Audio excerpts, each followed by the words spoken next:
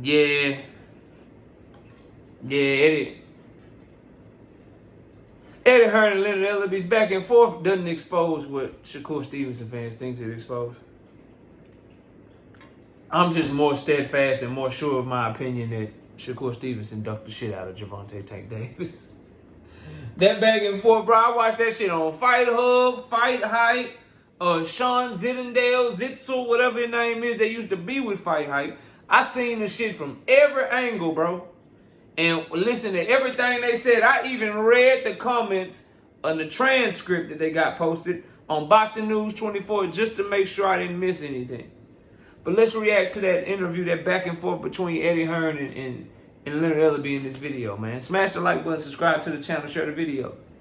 Catch me live Monday, Wednesday, and Thursday night. And I'm also live Sunday mornings with KQKC Boxing Network. I ask that you join the channel as a member. Drop super chats when you come by the live streams and the videos that we do. And hit me up if you want to debate. My email address is knockoutboxing86@yahoo.com. Or you can just hit the link while I'm live and we can debate right then and there. Look, bro.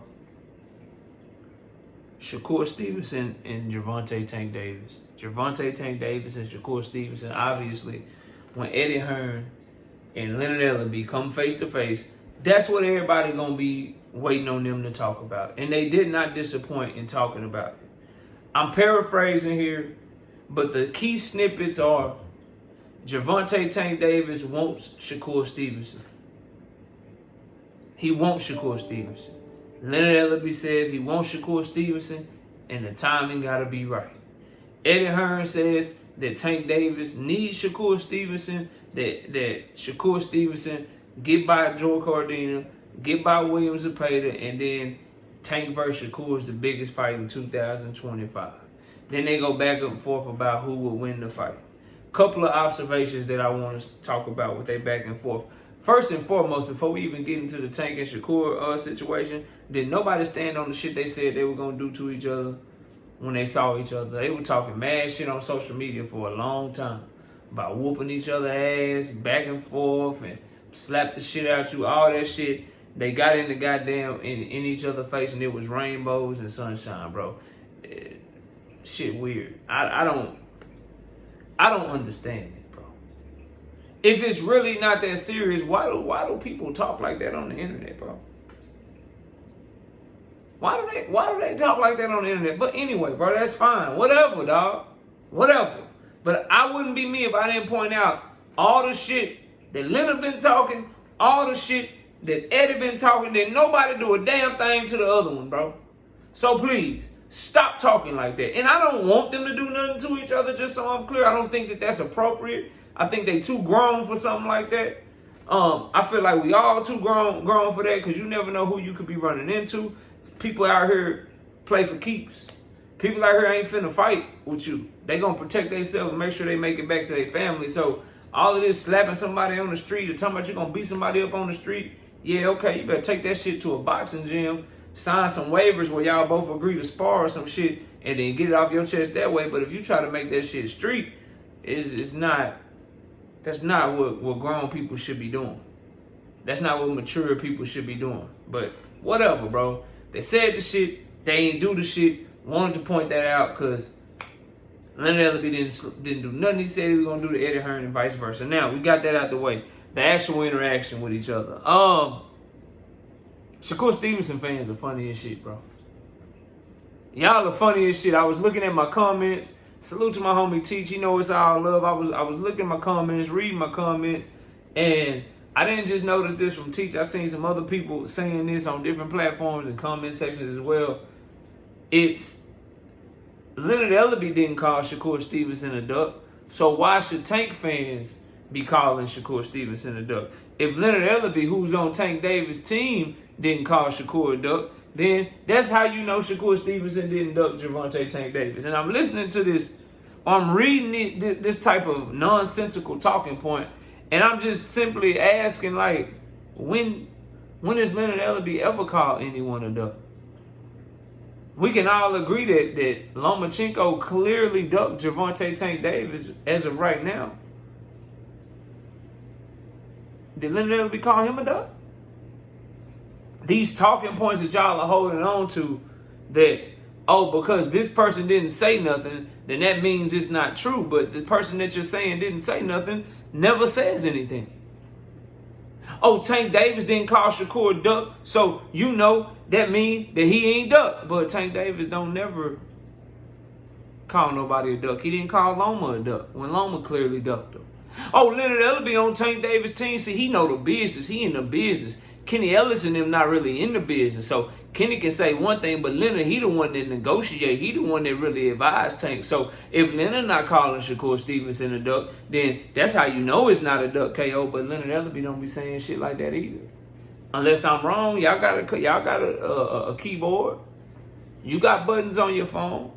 Google that shit and let me know I'm wrong. Tell me when you seen Leonard Ellerbe talking shit like that, bro. Tell me when you seen anything like that, bro. You won't be able to, because the shit ain't happened, bro. So stop with that stupid ass, nonsensical ass, dumb ass talking point, bro. That shit don't make no sense. Then when you listen to them talk and go back and forth, Ellerbe is clear. Tank Davis wants Shakur Stevenson. He wants Shakur. He want to fight Shakur. He said that shit multiple times. He said, and the timing got to be right. And Shakur fans everywhere are taking this shit and running with it and trying to interpret it in a way that's crazy. I'm talking about y'all are reaching like Stretch Armstrong, bro.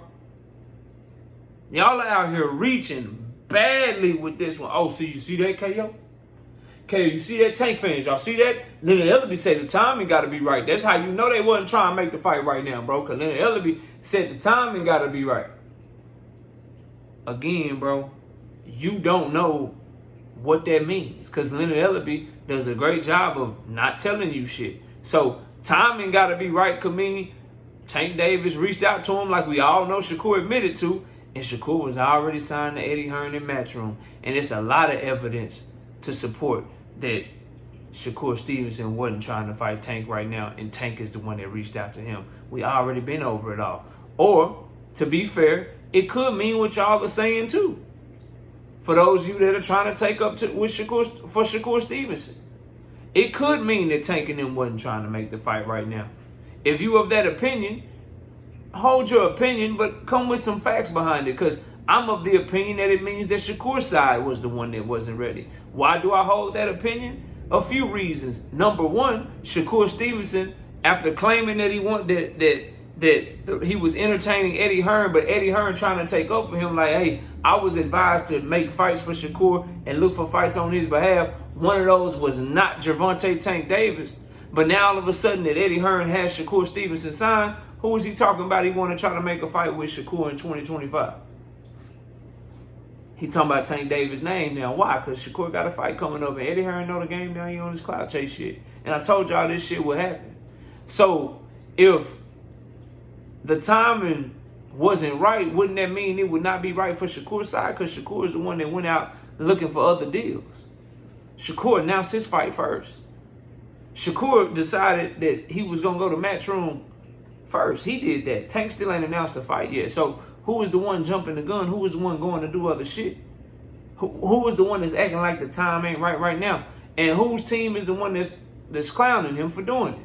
You know how Kenny Ellis been clowning Shakur Stevenson, how Truck Simpson went at Shakur Stevenson. All the people around Tank are the ones going at Shakur for not being ready for the fight. Just a thought. And then furthermore, to further that thought as to why the timing not being right is more so on Shakur Stevenson's side. Shit, forget Tank Davis. Explain to me why Williams Zepeda team is like Shakur is the one that decided to fight Joe Cordina. We was ready to go in November, and we told Shakur that. Zepeda had it baby last week, and he was ready to fight for November. We had talked to Turkey. We thought the fight was for November. And then Shakur decided to fight somebody else in October instead of fighting Williams Zepeda in November. Seems like there's more than one source and more than one fighter and more than one fighter's team saying that Shakur is the one that's not ready for smoke in these different situations. I'm just saying, bro. I'm just saying, Leonard Ellerbe, the timing got to be right. The timing got to be right. Williams Zepeda's Coach Panda, we was ready to go in November. We had signed our shit. We thought the fight was to go for November, and Shakur Stevenson knew that. He knew Zepeda was having this baby and couldn't fight until November, and we told everybody that. That's why we wanted to fight in November. Shakur decided he wanted Joe Cordina in October and wanted to push us back to next year. So you got more than one team talking about timing when it comes to Shakur Stevenson. Then you can go to Eddie Hearn's words while he was going back and forth with Leonard Ellerbe. He said, we got these 2 fights, then we want to try to get Tank. We want to build Shakur up. See, they tried to dim Shakur down over at Top Rank. Shakur was doing big numbers over at Top Rank. We want to build him up, and then that fight will be even bigger. It'll be the biggest fight in American boxing, one of the biggest fights in boxing. Who's the one that's doing more of the down the road talking? So, to me, that interaction back and forth proves that, to me, that Shakur Stevenson and his team is the one that's punting the football down the field, and tanking his team is like, it's whenever, whatever. It's whenever, whatever. Straight up. And then lastly on that little interaction, then I'll let y'all go, bro. This idea of Tank Davis needing Shakur Stevenson, because I seen Eddie Hearn say that. I seen Eddie Hearn say Tank Davis needs Shakur Stevenson. And people keep trying to say this like Tank Davis has no options. What people have to understand, bro, is that all of these guys that we talking about, yes, we want to see Tank versus Loma, Tank versus Shakur, Tank versus Tio, Tank versus Devin Haney, Tank versus all of these fighters that we want to see, right? They're all great fights. The only people that are needed, or the only person that's needed, I should say, is Tank Davis. Because without him, all them dudes is not doing a live gate anywhere near what he's doing. Without him, ain't none of them dudes going on pay-per-view and doing nothing. See, Tank Davis' star power allowed him to do the numbers he did with Frank Martin. Dare I say, if Shakur Stevenson had got the Lomachenko fight, them numbers wouldn't approach what Tank Davis did with Frank Martin. That's how much bigger of a star he is than those guys. If Shakur Stevenson and Devin Haney fought, them numbers ain't coming close to what Tank Davis did with Frank the Ghost Martin, bro. So this idea that he need this guy, need that guy. No, he don't need him. We want him to have him because we want to see the big fights. Eddie Hearn got to stop saying that shit. And what I'm really pushing at, and what I really don't like, is that now the people around Shakur, mainly his promoter Eddie Hearn, you was advised not to make a Tank Davis fight, not to pursue a Tank Davis fight. Now that Shakur Stevenson got his 2-fight deal, now that's the fight you talking about making. So you can continue to attach Shakur Stevenson's name to Gervonta Tank Davis. We seen this shit before, bro. We seen this shit before, man. Shit is rinse, wash, repeat from the same clout chasing ass playbook, bro. Anyway, y'all let me know what y'all think. I think the back and forth between Leonard Ellerbe and Eddie Hearn was good. I actually like to see them in the same room doing the same shit, because I think PBC, GTD, Matchroom, I think they should all be doing business together to give us the biggest fights that we want to see. But this idea that it somehow exposed Tank Davis in some way, the only person that keeps getting exposed as more and more information comes out, as people continue to talk about the situation, is Shakur Stevenson and his decision to sign the Matchroom. His decision to fight Joe Cordina in October when Williams Zepeda and his team was ready to fight in November. His decision to take a 2-fight deal when Tank Davis was free and available and ready to fight. That's the only thing that puts us in a position to where I'm taking the stance that I take, bro. But anyway, y'all let me know what y'all think of that back and forth. I think it was a lot of bullshit being tossed. And I think the main bullshit was coming by way of Eddie Hearn. But y'all let me know what y'all think. Comment below. I'll see y'all soon. Peace.